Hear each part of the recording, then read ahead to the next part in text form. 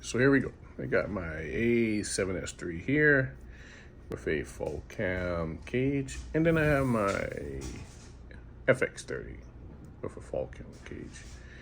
And as I'm rigging this one up, I got two sets of handles, top handle, magic arms, all that good stuff.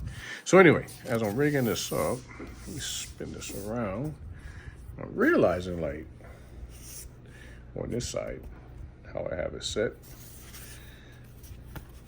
it's all good.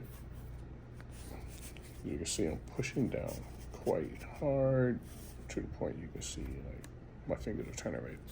And this is solid, it's locked in. It's not going nowhere. However, when I go over here and I do the same, thinking it's locked down, it's not. So it's on here. It appears to be locked in place, but it's not. So I'll push this down, and now it's in there, right? You heard it click, you saw it.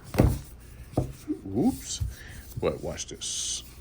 As I push down, that. So left handle, look at this, look at that, the grips here. So the only thing I can see is the difference is the Falcam's on top here.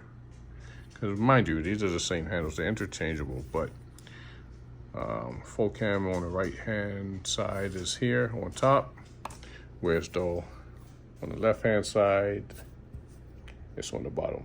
So I'm gonna switch them and see what we get. Stay tuned. Something to be aware of, because that's when you want is your camera to go, yeah. Bye-bye.